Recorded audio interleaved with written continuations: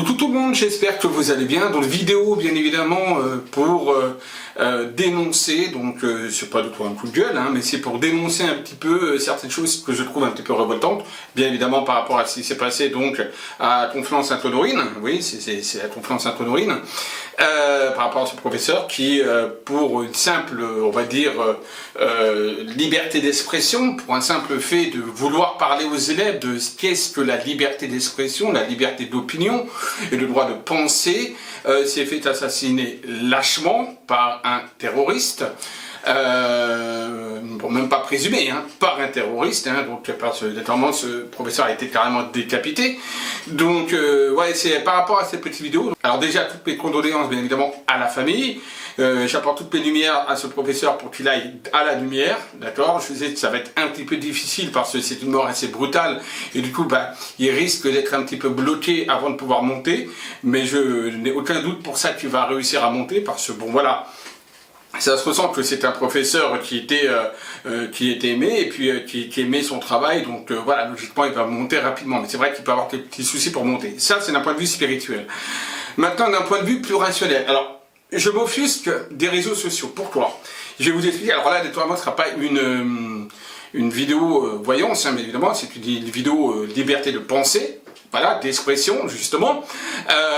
Donc je m'offusque des réseaux sociaux, que ce soit Facebook, que ce soit Twitter, que ce soit YouTube. Pourquoi? Je vais vous dire tout simplement mon point de vue. Donc voilà, allez, je vous laisse avec la suite.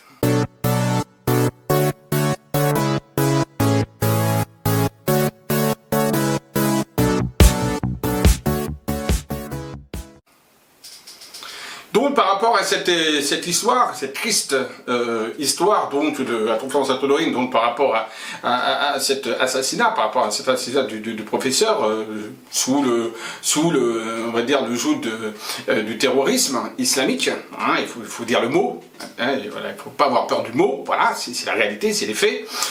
Le professeur a voulu tout simplement montrer un petit peu la liberté d'expression en sortant une de Charlie Hebdo, donc avec une caricature du prophète Mahomet. Je ne sais pas si c'est une des Charlie Hebdo ou pas, mais en tout cas voilà, une caricature du prophète Mahomet. Bon.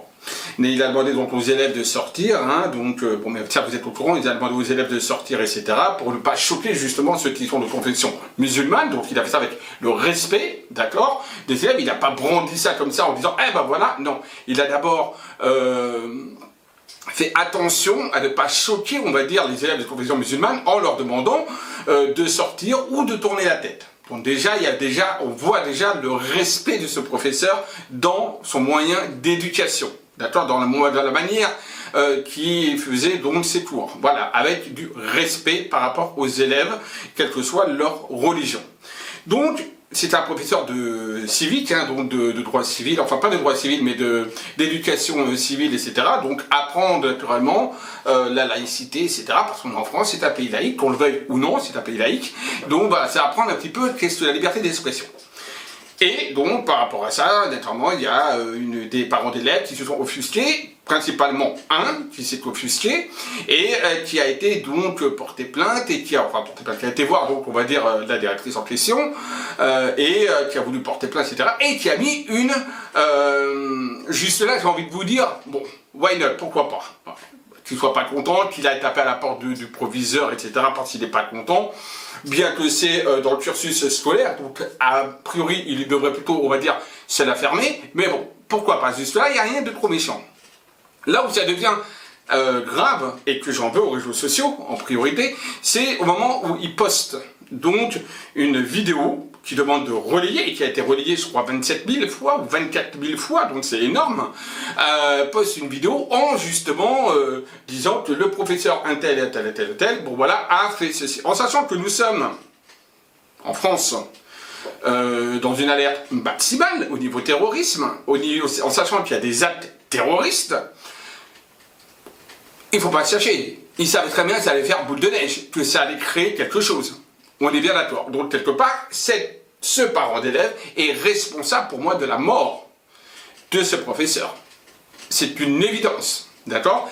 Et qui est responsable également? Pour moi, c'est également les réseaux sociaux. Facebook, en l'occurrence. Si c'était sur YouTube, je ne sais pas, mais YouTube, si c'était sur YouTube. Twitter, si c'était mis sur Twitter. Pourquoi? Sachant qu'on est dans un contexte de terrorisme élevé, et donc on alerte, d'accord, maximale, donc ils ont des algorithmes. Donc ils devraient logiquement, normalement, veiller donc à l'étude de la vidéo en question et supprimer ce type de vidéo qui prône en fait la haine, la violence et le meurtre, sous l'égide d'une religion, donc en l'occurrence la religion musulmane, en sachant qu'il y a des terroristes. Donc pour moi les coupables sont non seulement le père de famille, mais également les réseaux sociaux. Principalement Facebook, YouTube, si c'était mis sur YouTube, Twitter si c'était mis sur Twitter. Je sais que Facebook ça a été mis. Donc voilà. Donc la problème c'est eux également. Il ne faut pas se voiler la face.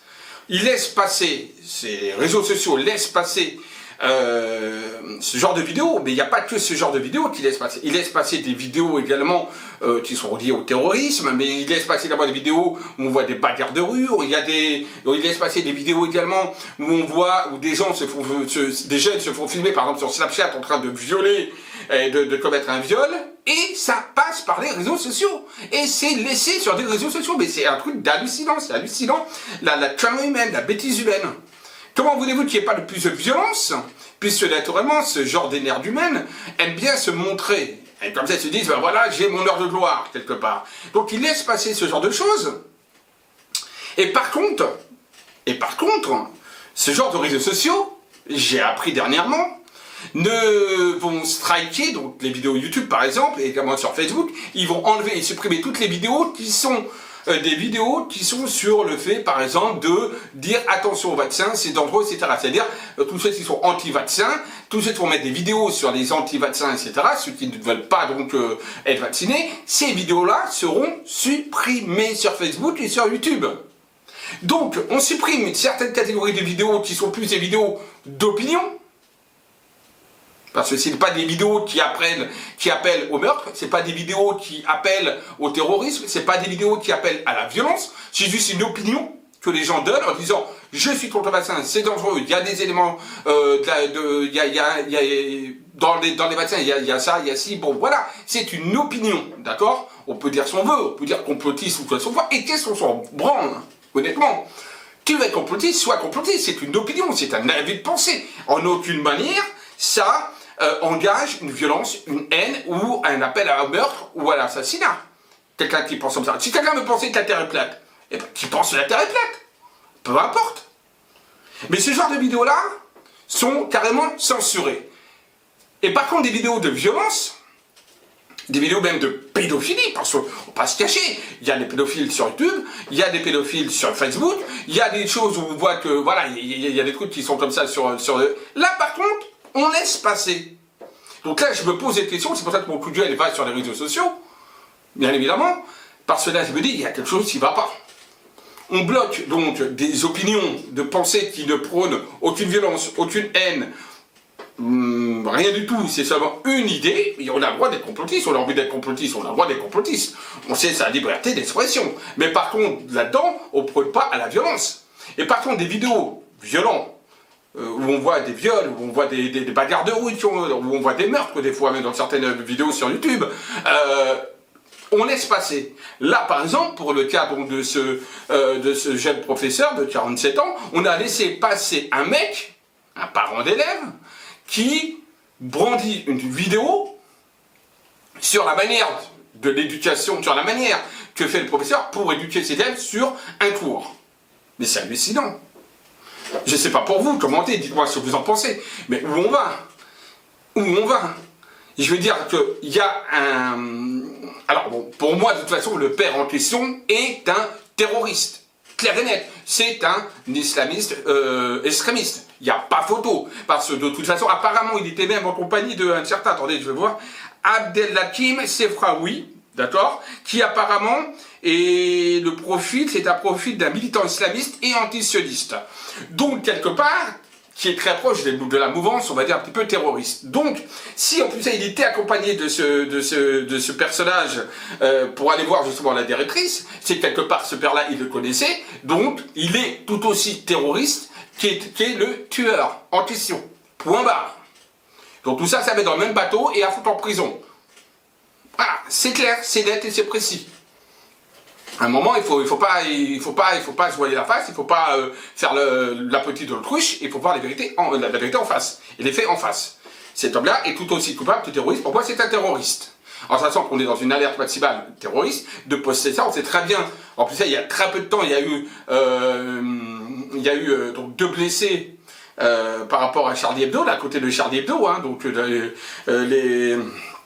et ce qui s'est passé par rapport à Charlie Hebdo, donc il n'y a pas très longtemps, donc ils savaient très bien qu'est-ce que ça pouvait faire, que ça pouvait déclencher chez un taré une action qui est celle qu'on a pu constater, celle qu'on a pu malheureusement vivre là.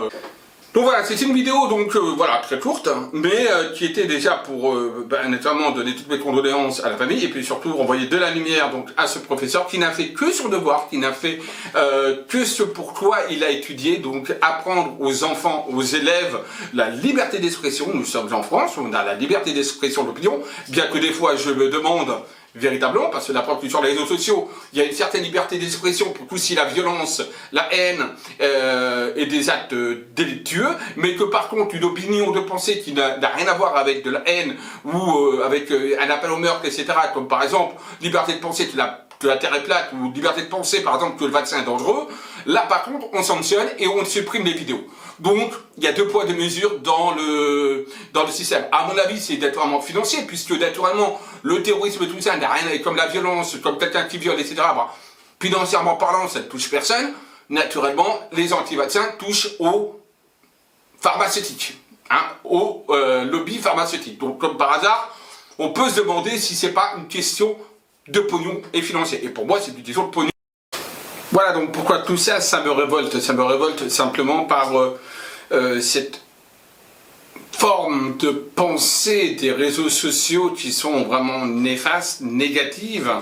On bloque, on va dire d'un côté, les opinions des personnes qui sont anti-vaccins, etc., ou qui veulent même, pourquoi pas, penser au complot.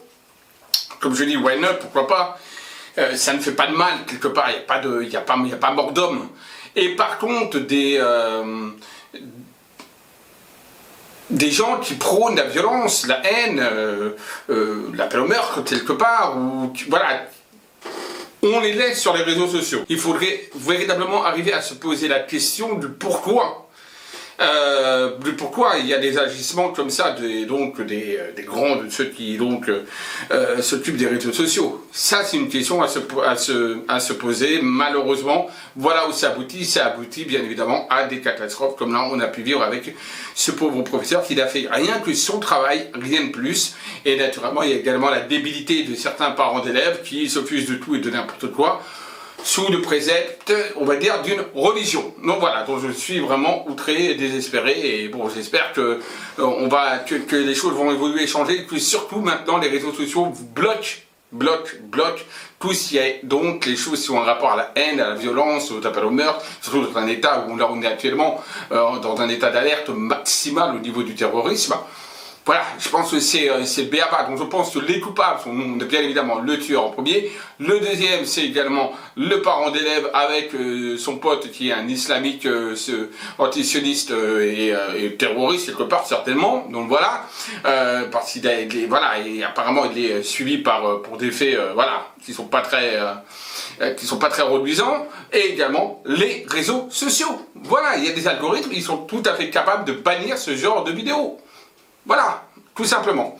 Voilà, écoutez, j'essaie essayer de partager cette vidéo, d'accord, pour que les gens puissent se rendre compte un petit peu, on va dire, de la faiblesse des réseaux sociaux, hein, de tous ces réseaux là qui sont là actuellement. Donc, partagez la vidéo, bien évidemment, commentez la vidéo, dites-moi ce que vous en pensez, votre opinion, d'accord. Là, c'est pas une vidéo de voyance, ni de visibilité, c'est une vidéo d'opinion, donc dites ce que vous en pensez, tout simplement. Et un petit pouce en haut si la vidéo vous a plu, n'oubliez pas de partager. Qui sait, peut-être que YouTube va peut-être censurer cette vidéo. On ne sait pas. Allez, je vous dis à très vite, et surtout, encore une fois, une pensée pour naturellement ce professeur, pour sa famille, bien évidemment, parce qu'il était en plus sa papa. Voilà, il avait que 47 ans. Voilà, au nom de la débilité humaine, quelqu'un voilà, est parti, on va dire de manière sauvage, hein, parce que quand même décapitation, donc au nom de la bêtise humaine, et au nom également des fanatiques religieux cet homme-là est parti alors qu'il faisait rien que plus que son travail. Voilà, à très vite, à bientôt, bisous à tous.